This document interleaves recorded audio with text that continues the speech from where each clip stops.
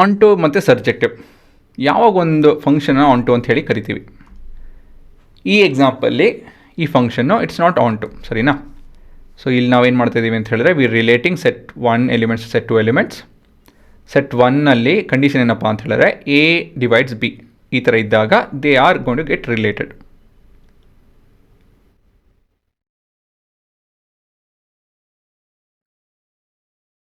ಈ example it is not onto. ಅದೇ ಡೆಫಿನೇಷನಲ್ಲಿ ಬೇರೆ ಸೆಟ್ಸು ಆದರೆ ನಮ್ಮ ಔಟ್ಪುಟ್ ಬಂದು ಈ ರೀತಿಯಲ್ಲಿ ಕಾಣುತ್ತೆ. This is onto. ಆಯಿತಾ? ವ್ಯತ್ಯಾಸ ಏನಂತ ಯೋಚನೆ ಮಾಡಿ. ಇದನ್ನು ಆನ್ ಟು ಅಂತ ಕರಿತೀವಿ, ಇದು ಆನ್ ಟು ಅಲ್ಲ,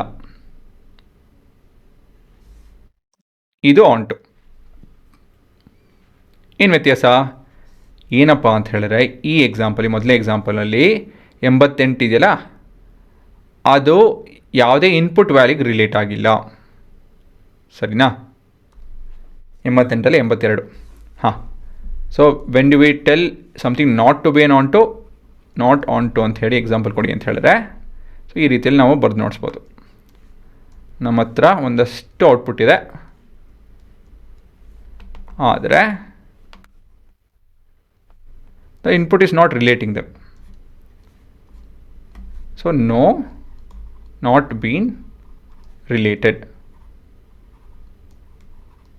ಆಯ್ತಾ ಹುಡುಗರ? ಈ ಥರ ಇದ್ದಾಗ it is not onto. Example greatest integer function ನೋಡ್ತೀನಿ.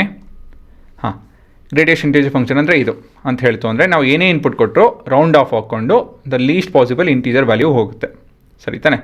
ನಾವು 3.56 ಕೊಟ್ಟರು 3 ಬರುತ್ತೆ, 3.9 ಕೊಟ್ಟರು 3 ಬರುತ್ತೆ. ಅದೇ 4 ಹೋಯಿತು ಅಂತ ಹೇಳಿದ್ರೆ ಇಲ್ಲಿ ಕೊಟ್ಟು 4.21 ಅಂದರೆ 4 ಬರುತ್ತೆ. ನಾನು ಏನೇ ಮಾಡಿದ್ರೂ ನನಗೆ ಯಾವುದೇ ಡೆಸಿಮಲ್ ಔಟ್ಪುಟ್ ಬರೋಲ್ಲ ಅಲ್ವಾ? ಇದನ್ನು ನಾವೇನಂತ ಕರಿತೀವಿ? ಫ್ಲೋರ್ ಫಂಕ್ಷನ್ ಅವ್ರ ಗ್ರೇಟೆಸ್ಟ್, ಅದು ಗ್ರಾಫ್ ಆಫ್ ಫ್ಲೋರ್ ಫಂಕ್ಷನ್, ಇದು ಗ್ರೇಟೆಸ್ಟ್ ಇಂಟಿಜರ್ ಫಂಕ್ಷನ್ ಅಂತಲೂ ಕರಿತೀವಿ, ಸರಿನಾ? ಇದ್ಯಾಕೆ ಇದು ಆನ್ ಟು ಆಗಲ್ಲ ಅಂತ ಹೇಳಿದ್ರೆ ನನಗೆ ಇವಾಗ ಔಟ್ಪುಟ್ಟು 1.5 ಬೇಕು ಅಂತ ತಿಳ್ಕೊಳ್ಳಿ. ಔಟ್ಪುಟ್ 1.5 ಬೇಕು ಅಂತ ಹೇಳಿದ್ರೆ ನಾನು ಏನೇ ಮಾಡಿದ್ರೂ ಏನೇ ಇನ್ಪುಟ್ ಕೊಟ್ಟರು 1.5 ಬರೋದಕ್ಕೆ ಸಾಧ್ಯ ಇಲ್ಲ. ಹಾಗಾಗಿ ದಿಸ್ ನಾಟ್ ಆನ್ ಟು. ಮತ್ತೊಂದು ಎಕ್ಸಾಂಪಲ್ಲು ನಿಮ್ಮ ಎಂಥದಿದು ಮಾಡ್ಯುಲಸ್ ಫಂಕ್ಷನ್. ನಾನು ಏನೇ ಮಾಡಿದ್ರೂ ನೆಗೆಟಿವ್ ವ್ಯಾಲ್ಯೂ ಬರುತ್ತಾ ಇಲ್ಲಿ? ನನಗಿವಾಗ -4 ಬೇಕು ಮಾಡ್ಯುಲಸ್ ಫಂಕ್ಷನಿಂದ, ಬರೋಕ್ಕೆ ಸಾಧ್ಯನಾ? ಅದು ಸಾಧ್ಯ ಇಲ್ಲ. ನಾನು ಏನೇ ಮಾಡಿದ್ರೂ -4 ಔಟ್ಪುಟ್ ಬರೋಕ್ಕೆ ಸಾಧ್ಯ ಇಲ್ಲ. ಹಾಗಾಗಿ this is not onto, ಸರಿನಾ? So under the relation and taking up real numbers as the codomain ಈ ಥರ ಇದ್ದಾಗ ಒಂದಷ್ಟು ಕಂಡೀಷನ್ ಇದೆ, ಹೋಗ್ತಾ ಹೋಗ್ತಾ ನೋಡ್ತೀವಿ ಅದನ್ನೆಲ್ಲ. ಸೊ ಇದು ಬೇಸಿಕ್ ಐಡಿಯಾ ಇದು ಅಂತ ಹೇಳ್ತು ಅಂದರೆ ಯಾವಾಗ ನಮಗೆ ಆನ್ ಟು ಆಗುತ್ತೆ ಅಂತ ಹೇಳಿದ್ರೆ when we have any possible output to be related to some input.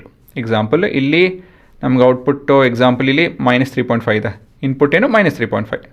Identity function, identity ಫಂಕ್ಷನಲ್ಲಿ ನಾವು ಏನೇ ಇನ್ಪುಟ್ ಕೊಟ್ಟರು ನಮ್ಗೆ ಆ ಔಟ್ಪುಟ್ ಬರುತ್ತೆ, ಅದೇ ಔಟ್ಪುಟ್ ಬರುತ್ತೆ. ಸೊ ಇನ್ನೊಂದು ರೀತಿಯಲ್ಲಿ ಏನು ಹೇಳಬೇಕು ಅಂತ ಹೇಳಿದ್ರೆ ನಾವು ಯಾವುದೇ ಒಂದು ಔಟ್ಪುಟ್ ಬೇಕು ಅಂತ ಹೇಳಿದಾಗ ಆ ಇನ್ಪುಟ್ ಕೊಡ್ತು ಅಂದರೆ ಅದೇ ವಾಪಸ್ ಬರುತ್ತೆ ಅಲ್ವಾ? 4.10 ಔಟ್ಪುಟ್ ಬೇಕು ಅಂತ ಹೇಳಿದ್ರೆ ನಾವು ಇನ್ಪುಟ್ಟು 4.10 ಕೊಡ್ಬೋದು, ಸರಿ ತಾನೆ? So identity function is an good example of onto. ಆಯಿತಾ ಹುಡುಗರ? ಸೊ ಒಂದಷ್ಟು ಇನ್ಪುಟ್ ಇದೆ ಅಂತ ಹೇಳ್ಕೊಳ್ಳಿ, ಮತ್ತೊಂದಷ್ಟು ಔಟ್ಪುಟ್ ಇದೆ. ಇವಾಗ ಪ್ರತಿಯೊಂದು ಔಟ್ಪುಟ್ಗೂ ಯಾವುದೋ ಒಂದು ಇನ್ಪುಟ್ ಇದೆ ಅಂತ ಹೇಳಿದಾಗ it is an example of onto. Official definition ಏನು? A function f mapping set X to set Y is said to be onto f. Condition ಏನು? Every element of Y is an image of element of X under the function f ಅಂತ ಹೇಳಿದ್ರೆ for every Y belonging to set Y, ಇದು ನಿಮ್ಮ set Y, ಇದು set X, there exist ಅಂತ ಹೇಳಿದ್ರೆ ಯಾವುದೋ ಒಂದು ಇದೆ ಅಂತ ಹೇಳಿ ಇದೆ. There exist an element x in set x input set such that f of x is equal to y. So ಇದು ನಿಮ್ಮ official definition. So 1 many to 1 onto, ಈ ಮೂರೂ ಬೇರೆ ಬೇರೆ ಐಡಿಯಾಸು, ಕನ್ಫ್ಯೂಸ್ ಮಾಡ್ಕೊಳಕ್ಕೆ ಹೋಗ್ಬಿಡಿ. ಸೊ ಇಲ್ಲಿ ಎಲಿಮೆಂಟ್ ಯಾವುದೋ ಒಂದು ಇನ್ಪುಟ್ ವ್ಯಾಲ್ಯೂ ಯಾವುದಕ್ಕೂ ರಿಲೇಟ್ ಆಗಿಲ್ಲ ಅಂತ ಹೇಳಿದ್ರೆ that is not onto. ಇದನ್ನು ನೆನಪಿಟ್ಕೊಳ್ಳಿ ಸಾಕು.